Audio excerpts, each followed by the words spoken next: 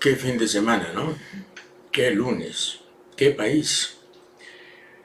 Claro, hay causas de fuera, hay causas de adentro.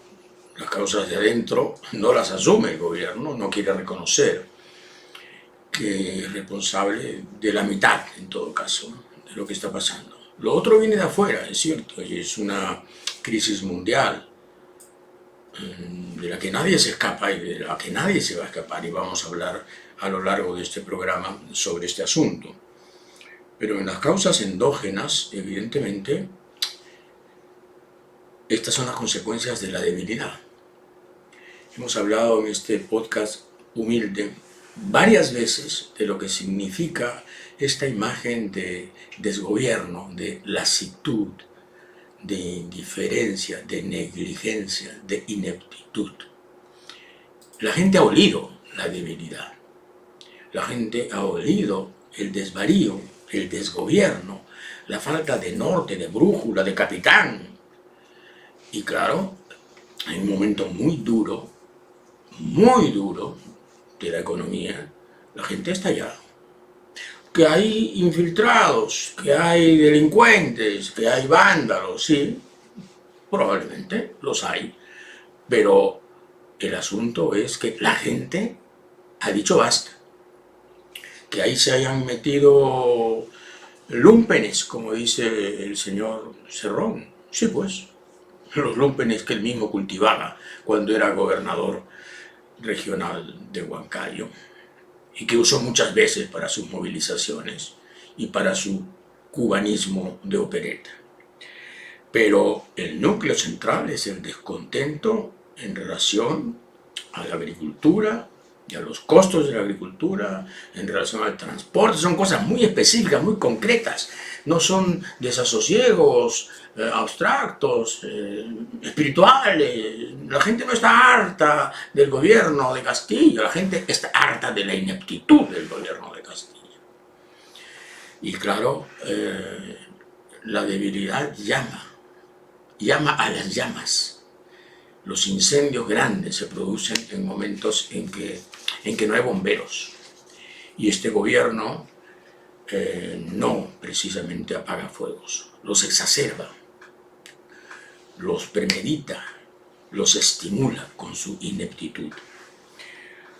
Claro, acá hay una concertación de fuerzas regionales y de intereses políticos, sí pues, pero esto es legítimo. Fuerzas regionales, intereses políticos, descontento económico, agricultores que ven inviable su quehacer y transportistas que no saben qué hacer con las alzas, porque además tienen tarifas más o menos ligadas a un cierto control, si no control oficial, por lo menos control del mercado, control de la posibilidad del mercado, control de la verosimilitud del mercado. ¿Y cuál es la lección de esto? La lección es que la ineptitud de este gobierno, que empieza a ser ya devoradora, puede llevarnos a la anarquía. Claro, la anarquía, dicho así como teoría, suena académico, ¿no? Pero la anarquía es lo peor que nos puede pasar. La anarquía es esto que hemos visto. Mercados saqueados,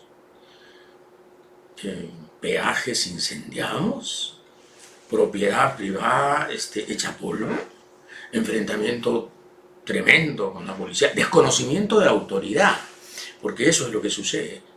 La autoridad ya no tiene representación, ya no se encarna en nadie. Delante de un ministro incendian una gasolinera, o sea, simplemente el gobierno no existe. Y eso lo dijimos aquí hace semanas, antes de que esto estallara. El gobierno no existe. Da la sensación de que el gobierno ha dejado de ser, ha dejado de funcionar. El señor Castillo se va de viaje todos los días le preparan el helicóptero, le preparan los aviones para que el señor se fugue a lanzar sus discursos cantinflescos, algunos de ellos abiertamente provocadores, obscenamente provocadores, que no hacen sino estimular la rabia de la gente. El señor Castillo no entiende nada de lo que está pasando. Entenderá ahora, después de 4 muertos, digamos, 4 muertes indirectas, surgidas en Huancayo. Entenderá, alguien le dirá Castillo entiende, Pedro, ¿entiendes lo que ha pasado? ¿Alguien podrá confrontarlo? El primer ministro tendrá, digamos, el coraje necesario para decirle: Pedro, esto está mal. Porque claro, la receta es: o el gobierno y el Congreso actuar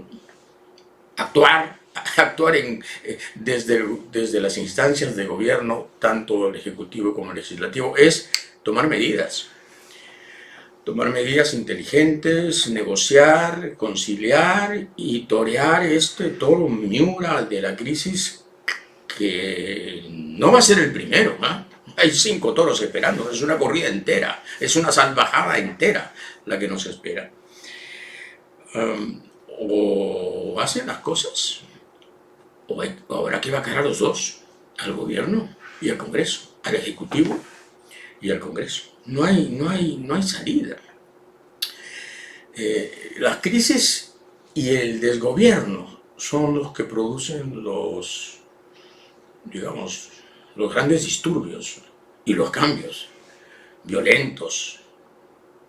Sí, claro. Bustamante y Rivero, el año 1948, estaba sitiado por un Congreso manejado por el APRA, que lo acosaba, lo paralizó, lo arrinconó, lo dejó sin armas, y vinieron los militares y dijeron basta. Y aprovecharon, por supuesto, para quedarse 8 años y arrinconar ellos mismos al aprismo, que era el gran enemigo de la época, el aprismo revolucionario de esos años. Belaúnde en 1968 tuvo que devaluar la moneda, la crisis fue importante. Luego vino lo de la página 11, la corrupción, la crisis, la devaluación, golpe de Estado, revolución militar, 12 años de gobierno militar. Cuando Velasco estaba con una pierna mutilada, enfermo, en retiro, y cuando había perdido apoyo de los otros institutos armados, vino su cambio. Pero antes hubo la rebelión de Lima, en febrero de 1975. 103 muertos. Lima se alzó, Lima se levantó. Hubo saqueos de tiendas. Yo trabajaba en Caretas en esa época, estuve en el centro viéndolo todo. Y se incendió el diario Correo, incendiaron el diario Correo. Pero claro, era la debilidad la que llamaba al estallido. La debilidad llama al estallido. La debilidad es el gran motor. Y este gobierno, si es algo, es débil. Débil hasta casi la inexistencia.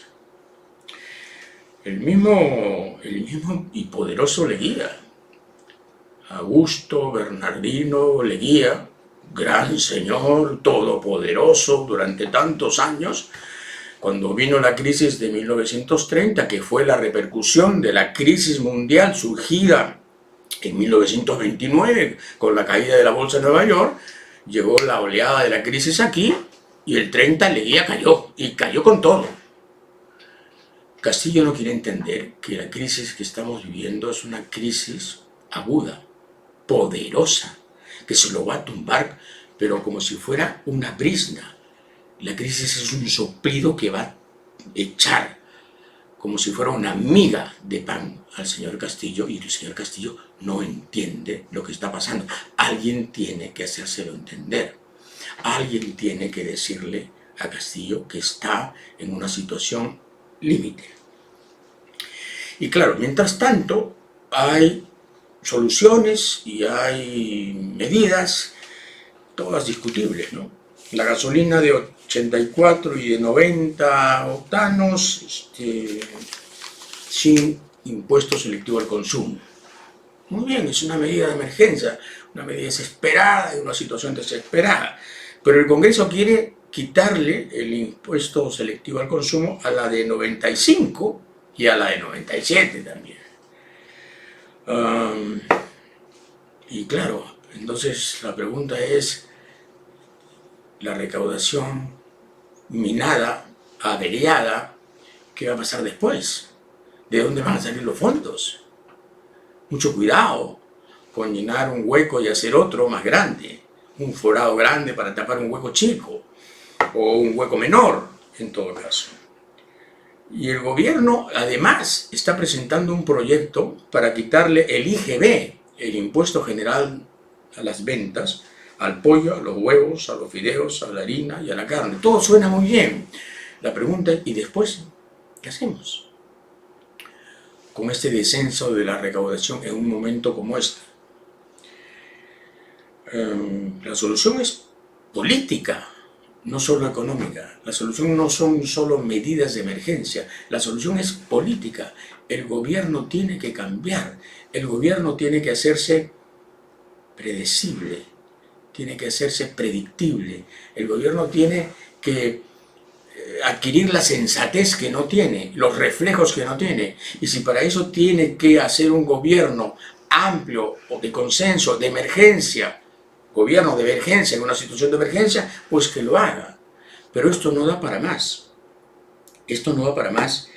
Y claro, esperamos que estas soluciones, que estas mesas de diálogo que han planteado soluciones tan urgentes, pero tan precarias,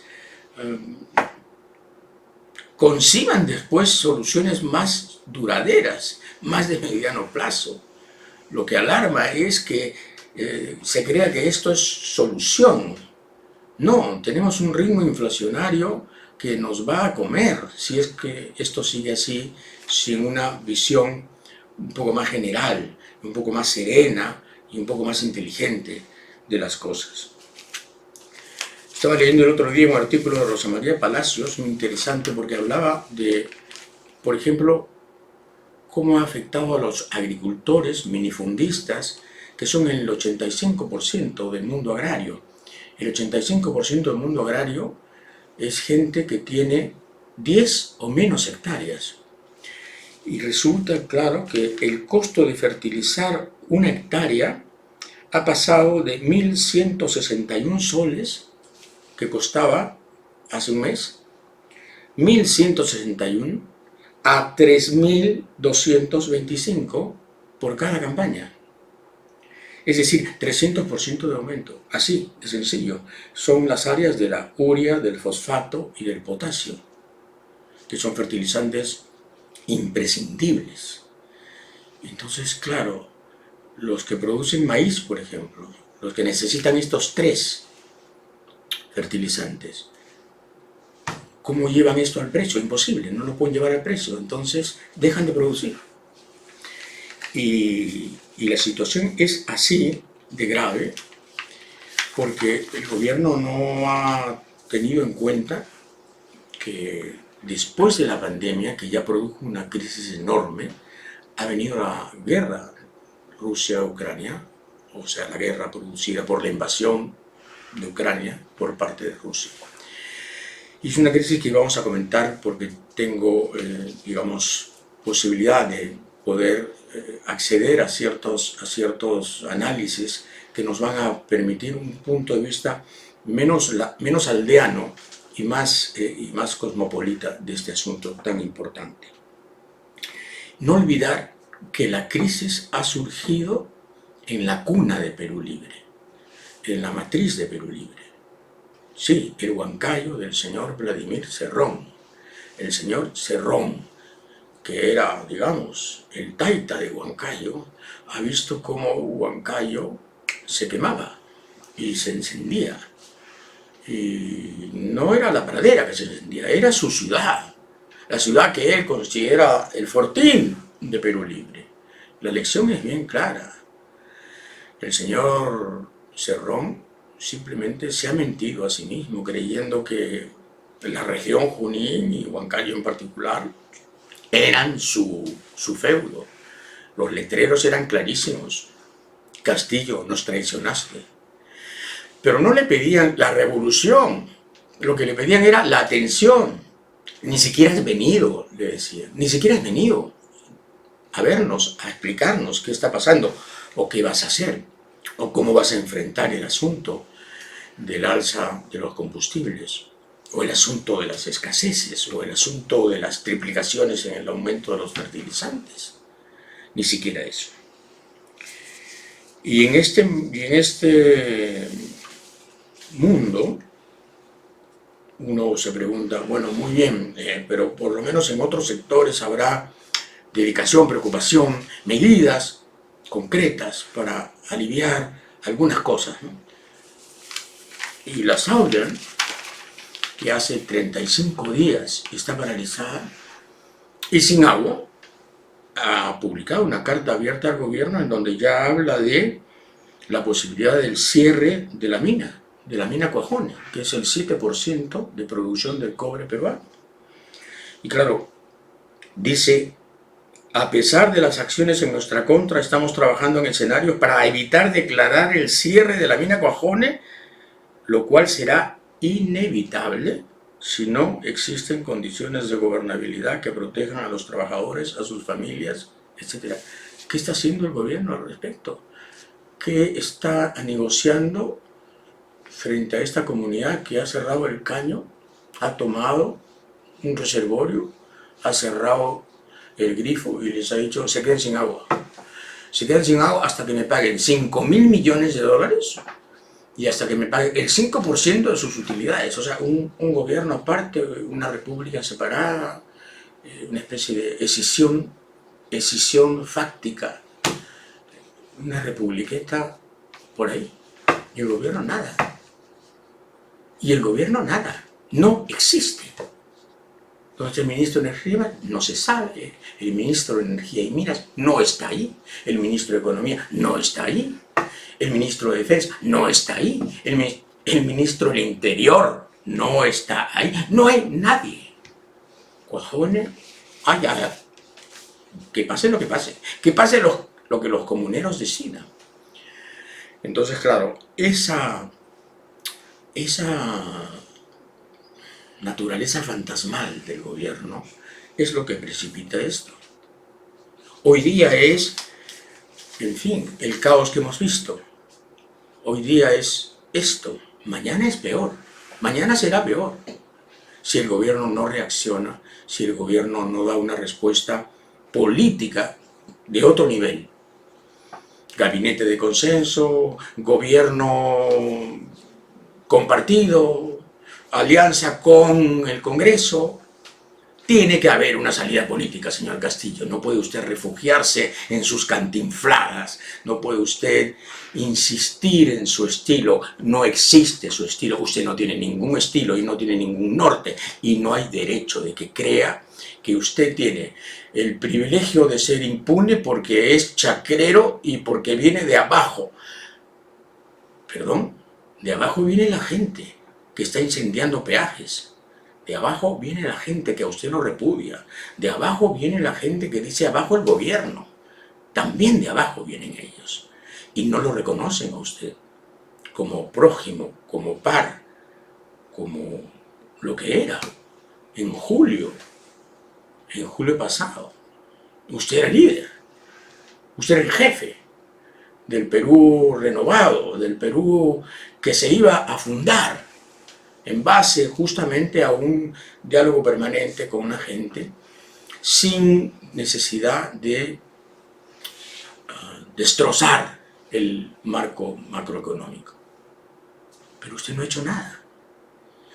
Usted no ha hecho ni reformas, usted no ha hecho absolutamente nada. No ha tomado medidas de acuerdo a la conveniencia del país en relación a todas estas digamos, señales que nos daba el escenario internacional.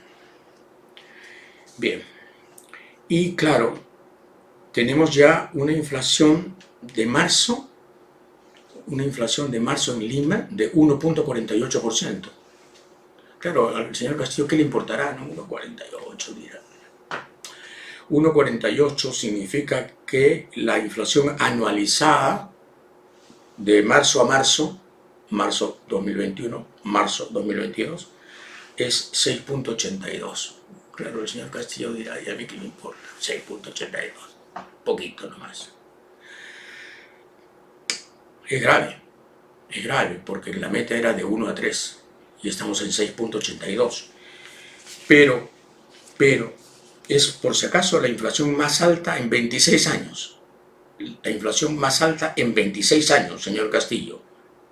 ¿Sabe usted qué es la más alta en 26 años? Pues entérese. Y además, para el común de la gente, es 6,82. Para los pobres, según un artículo de Juan José Martans León, el economista, para los pobres que gastan mucho más porcentaje de su presupuesto en comida, y la comida es lo que más ha subido, para los pobres la inflación está llegando al 10%. Para el común de la gente, en promedio, la estadística dice 6,82. Para los pobres la inflación está en 10%. Y esto es grave. Y claro, la cosa revienta. Y la paradera se incendia, no como quisiera el señor Cerrón, para traer a un modelo estalinista aquí. No, se incendia porque le están reclamando a Castillo la mitad de lo que prometió, la 10ª parte de lo que anunció, la 100ª parte de aquello que fue su compromiso con la gente. Y esto es importante que Castillo lo sepa. Alguien tiene que sentarse con Castillo, alguien de su entorno. Señor primer ministro, usted puede usar su énfasis, su carácter, a veces su mal carácter, úselo, hombre, úselo, pero úselo para el bien. Siéntese con Castillo y diga, esto no da para más, no da para más. Dígaselo, diga con ese ritmo, no da para más. Por favor, se lo pido, porque esto pinta muy mal, pinta muy mal. Mientras tanto, el partido de Cerrón, Perú Libre, el nefasto partido Perú Libre, lleno de pequeños zampones, sanguijuelas, pájaros fruteros, picabolsos, plantea en el Congreso, y no estoy bromeando, un proyecto de ley ¿para qué? Para salvar a 11 universidades no autorizadas, no licenciadas, es decir, desautorizadas por la SUNEDO por lo malas que son. Entonces, ahí un señor congresista que se llama Víctor Cutipa presenta un proyecto para salvar a 11 universidades censuradas por la SUNEDO, no autorizadas por la SUNEDO, y entre ellas está la universidad donde estudió el señor Víctor Cutipa que presenta el proyecto, o sea, la Universidad San Pedro. O sea, ¿se puede ser más sinvergüenza y más estúpido? En plena crisis, presenta el proyecto para salvar la universidad donde yo estudié, que es una porquería de universidad, por supuesto. Imagínense cómo será para que la SUNEDO la haya cerrado. La SUNEDO que la cerró, o sea, siendo que nuestros estándares son muy bajos, ¿no? Muy bajos, o sea, la Vallejo sigue funcionando. Imagínense cómo serán nuestros estándares. Bueno, así están. Entonces, claro, uno dice, ¿esta gente es capaz de reaccionar? ¿Esta gente es capaz de oír, de leer la crisis, de interpretar los mensajes? Los gritos, los voceríos, los incendios, el vandalismo, la salvajada, la delincuencia metida en esto. ¿Es capaz de decir, muy bien, este es el plan, vamos a enfrentar esto de esta manera? No, están pensando en lo suyo,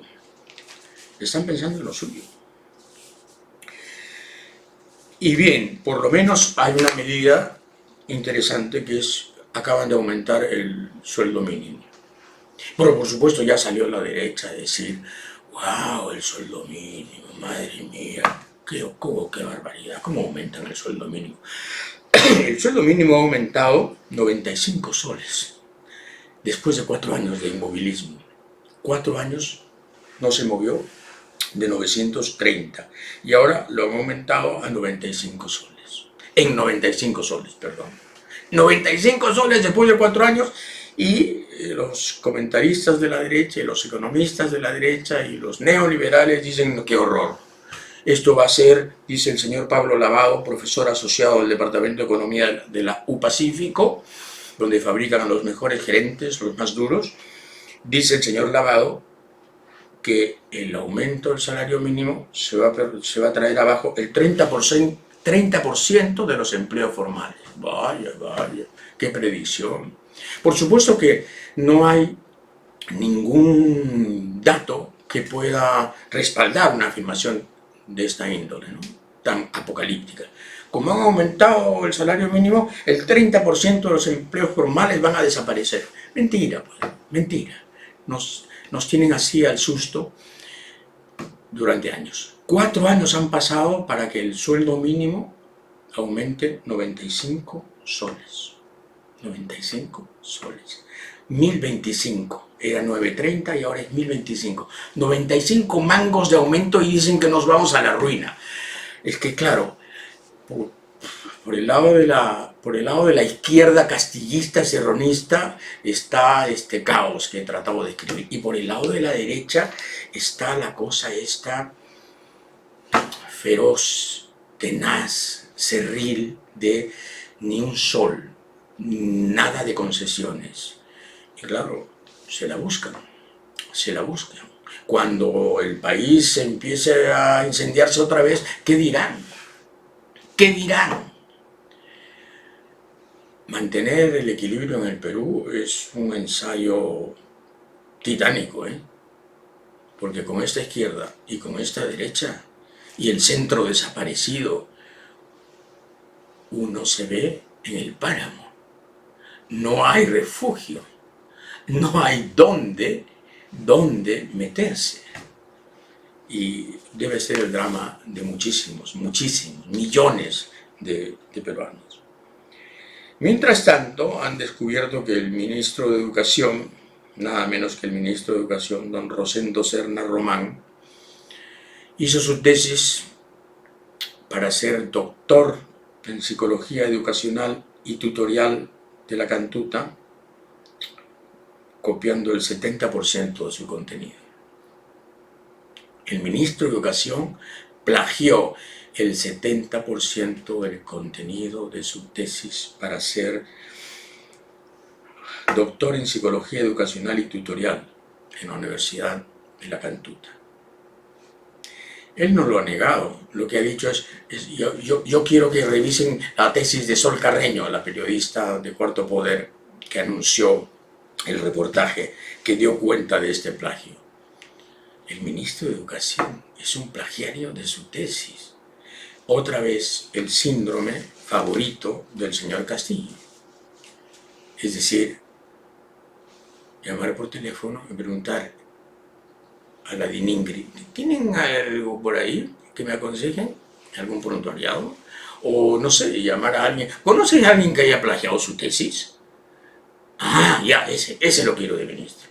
Qué vocación tan terrible, tan suicida del señor Castillo de escoger justo la gente menos conveniente, ¿no? Pero en fin, así, ese es el asunto. Mientras tanto, la fiscal Carla Cesenarro, ya ha formalizado este asunto de involucrar al presidente Castillo en una organización dedicada a lo peor, ¿no? La tesis es la siguiente: Samir Villaverde, el gran amigo de Castillo, se ofrecía como, cito comillas, lo dice el documento de la fiscal Carla Cesenarro, operador del presidente de la República, cierro comillas, se ofrecía como operador del presidente de la República para ofrecer obras que pasaban por Provías. Y los sobrinos del presidente, Fray y Gianmarco, eran los que junto a Samir Villaverde operaban el asunto, junto con el exministro Juan Silva, para escoger empresas, favoritos, en fin. El ejemplo clarísimo, el ejemplo claro que cita la fiscal es la adjudicación precisamente del consorcio Tarata 3, consorcio donde estaba la empresa Termirex de los hermanos Pasapera Adriansen. Entonces ya hay una acusación formal en donde se dice que el presidente Castillo estaba formalmente involucrado en este asunto. Ahora, desde luego, es insuficiente el aporte de pruebas hasta ahora, porque esto se basa claramente en el testimonio de Carolyn López. Esto habrá que corroborarlo, pero es bastante ominoso el asunto. Lo que está claro es que Samir Villaverde estaba metido, que los sobrinos estaban metidos, que Juan Silva estaba metido, que los hermanos Pasapera Adriansen están en la salsa y en la danza. El asunto es Castillo. El asunto es Castillo. Bien, ahora vamos a hablar un poco de lo que pasa en el exterior. Quizás hayan visto las imágenes de esta ciudad que en castellano le dicen Bucha, pero que en realidad se pronuncia Butza, pero que nosotros vamos a pronunciar castellanamente como Bucha. Ahí, al parecer, los rusos han perpetrado un terrible crimen, asesinando a civiles con las manos atadas atrás y con distintivos blancos. Yo quiero leerles algo que seguramente no van a leer mañana en ninguna prensa corporativa o normal de por ahí. El representante de Rusia ante Naciones Unidas, Vasily Nevencia, ha dicho este lunes que Rusia va a presentar pruebas de la farsa ucraniana respecto de esta presunta matanza. Los militares rusos no tienen nada que ver con las atrocidades contra civiles, ha afirmado el alto diplomático ruso. Tenemos pruebas fácticas que apoyan esta posición. Durante la rueda de prensa, Nevesia mostró un video en que el alcalde de Bucha, Anatoly Fedoruk, confirmó el pasado 31 de marzo que las Fuerzas Armadas de Ucrania habían retomado el control de la ciudad. Efectivamente, el 31 de marzo los rusos se fueron de Bucha. Y el 31 de marzo entró el alcalde, Anatoly Fedoruk, con las cámaras ucranianas y dijo: el 31 de marzo pasará la historia de nuestra localidad como el día de la liberación de los orcos rusos. Eso dijo Fedoruk en el video. Todos los que han visto el video pueden atestiguarlo, pueden testimoniarlo. Ahí está clarísimo. Y no hubo señalamiento alguno de crimen, de masacre, de muertos en la calle. Nada. Nada. Y Bucha es una ciudad, un suburbio de Kiev, o de Kiev, como ustedes quieran, de Kiev, la capital de Ucrania, que tiene 35.000 habitantes, es una ciudad pequeña. Y estos cadáveres se han encontrado en una calle no escondida, sino relativamente principal, y no había ningún cadáver. Y además pasaron uno, pasaron dos, y recién al tercer día viene este asunto de los cadáveres. Nevencia señaló que efectivamente no hubo ninguna información sobre cuerpos y sobre violaciones de derechos humanos. En todo caso, si los rusos fueron tan canallas de perpetrar este crimen y además tenían la orden de retirarse de Bucha, ¿no les hubiera sido fácil, como canallas que eran, como asesinos que eran, deshacerse de los cadáveres, esconderlos o llevárselos, dejarlos en la calle, tirados, como testimonio de su propia brutalidad? O sea, ¿qué cuento es este? ¿Qué conspiración es esta? ¿Qué conspiración mediática es esta para atribuirle a los rusos una matanza de civiles? Hombre, ya bastante han hecho los rusos invadiendo Ucrania y matando a muchos civiles con sus bombardeos absurdos y criminales. Ya bastante han hecho los rusos metiendo la pata de esa manera, y ya bastante ha hecho Putin cometiendo el error descomunal de su vida.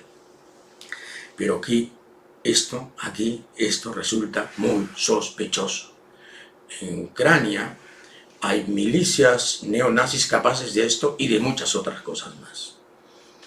Hay milicias que tienen en el pecho la imagen de Stepan Bandera, el líder nazi que ayudó a los nazis a entrar a Ucrania en 1941 cuando la invasión de Hitler a Rusia, y que señalaron a los enemigos ahí, los comisarios soviéticos y la gente del partido, para que fuera primero exterminada.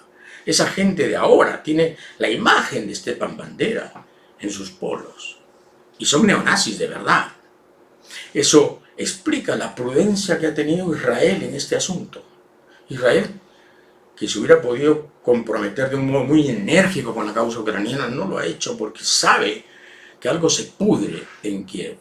Lo cual, por supuesto, no justifica la agresión rusa, la agresión imperial rusa, el crimen ruso de invadir Ucrania en vez de proteger a las repúblicas de Donetsk y Lugansk, del Donbass, que eso es lo que debió hacer, proteger a las repúblicas del Donbass, porque ahí estaban rusófilos y rusófonos constantemente amenazados, y muchos de ellos, miles de ellos, muertos por las milicias neonazis de Ucrania.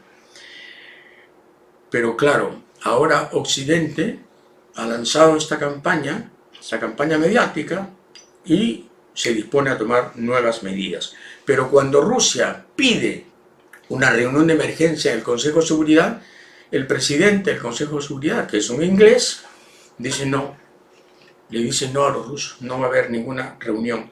Y además están intentando suspender a Rusia del Consejo de la ONU de Derechos Humanos. Bueno, eso es simplemente absurdo, porque dentro pueden juzgar a Rusia, expulsándola ya no podrán juzgarla. En todo caso, aquí hay algo muy oscuro, y esto es algo que la prensa normal no comenta, ni va a comentar, porque está prohibido. Está prohibido. El coro tiene que ser uno solo, la partitura es una sola y el sonsonete es uno solo. Yo ya estoy harto de escuchar lo mismo. Estoy absolutamente en contra de la invasión rusa, y estoy absolutamente en contra de la manipulación y de la hipocresía de Occidente. Michael Clear, que es un politólogo norteamericano importante, dice que después de la guerra viene un mundo diferente. Después de la guerra Ucrania-Rusia, Rusia-Ucrania, después de la guerra surgida de la invasión rusa a Ucrania. Dice, cito, cualquiera que sea el resultado en Ucrania, el mundo en el que estamos entrando debido a la guerra será muy diferente del antiguo equilibrio de terror de la Guerra Fría o de la engañosa estabilidad de las últimas décadas. Solo podemos comenzar a calibrar los contornos de este nuevo mundo. El papel de China, por ejemplo, sigue estando lejos de estar claro. Sin embargo, algunas cosas parecen razonablemente seguras. La OTAN emergerá más poderosa y políticamente más popular, al menos en Europa, mientras que Rusia se convertirá en un estado paria, en gran parte aislado de la economía continental. Europa misma, dice Michael Clear, quedará dividida por un nuevo telón de acero, con las fuerzas opuestas preparadas para enfrentarse en cualquier momento, con armas nucleares preparadas. Pero eso es solo el comienzo, añade Michael Clear. El gasto militar aumentará, mientras que otras prioridades, educación, sanidad, acción climática, pasan a un segundo plano. Los impactos sísmicos de la guerra de Ucrania afectarán profundamente a las sociedades, alterando las lealtades políticas y las actitudes populares. En Alemania, dice Michael Clear, un gobierno liderado por socialdemócratas centroizquierda y los verdes centroizquierda acaba de anunciar un presupuesto de 100.000 millones de dólares para crear un ejército de verdad. Al mismo tiempo que se cancela el gasoducto de gas natural Nord Stream 2, un cambio fundamental para alejarse de la dependencia energética rusa. Movimientos similares son evidentes en toda Europa, donde se están rompiendo los lazos comerciales con Rusia y políticos tan desacreditados y a veces tan repugnantes, eso lo digo yo, como Boris Johnson, han explotado la crisis para salir nuevecitos, ¿no? Para pulir sus credenciales, dice Michael Clare. Pero los impactos, añade, los impactos de esta guerra no se van a limitar a Europa. Es probable que el militarismo descarado que se exhibió durante el viaje de Biden a Polonia reverbere no solo en el Capitolio, donde demócratas y republicanos compiten para aumentar aún más el presupuesto del Pentágono e imponerse sanciones aún más extremas a Rusia, sino también en Asia, África y Sudamérica, donde el rearme sirve para afianzar aún más las élites privilegiadas y a los gobernantes autoritarios que sirven a sus intereses. El cese de las entregas de trigo de Rusia y Ucrania, dos de los principales exportadores de cereales del mundo, bien puede conducir a una crisis alimentaria mundial.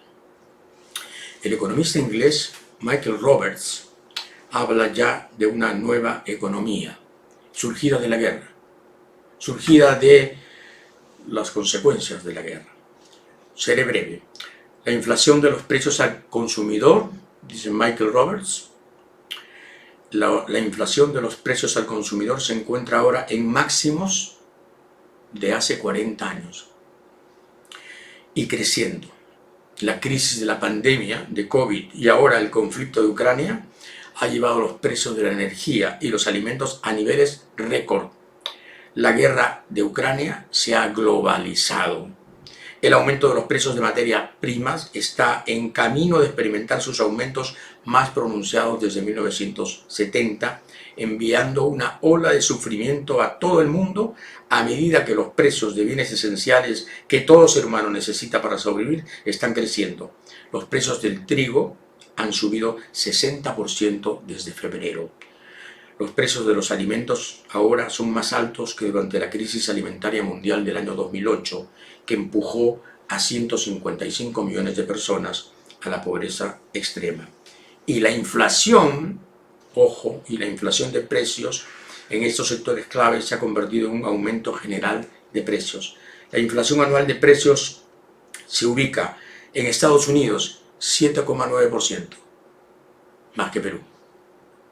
5,9% en la eurozona, 6,2% en el Reino Unido.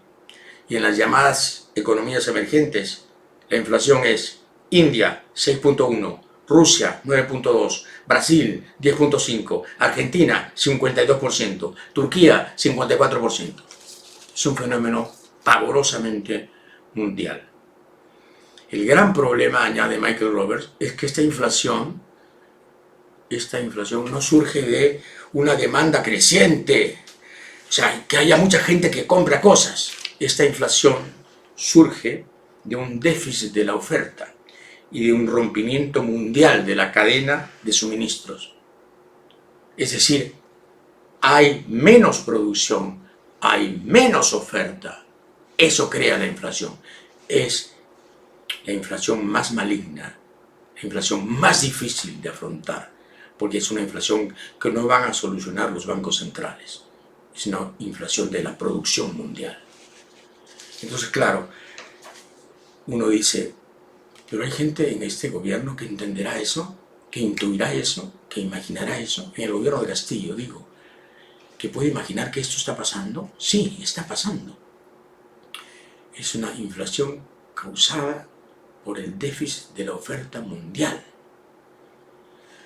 ¡Wow!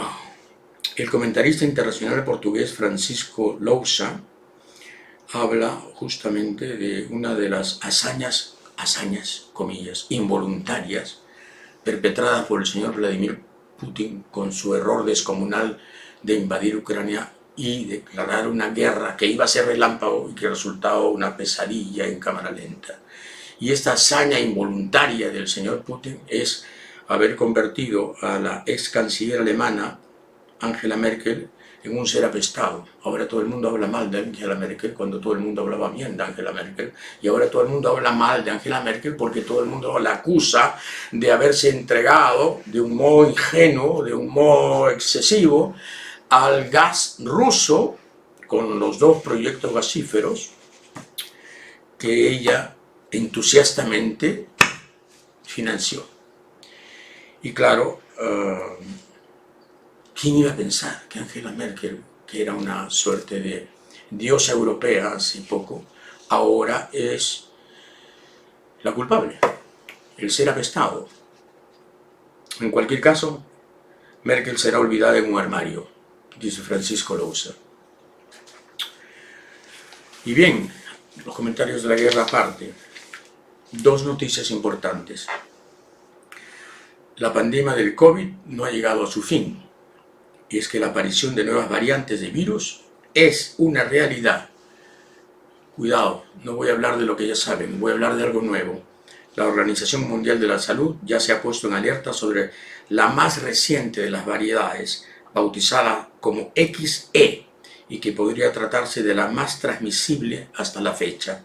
El organismo internacional, la OMS, ha alertado de otras dos variantes, la XD y la XF, que resultan de la fusión de Delta y Omicron. La más peligrosa sería XE, que nace de la combinación de Omicron, BA1, y Omicron silenciosa, BA2. El primer caso se detectó el pasado 19 de enero en Reino Unido y desde esa fecha se han detectado 637 casos y se ha confirmado que la transmisión ha llegado a Tailandia e Israel.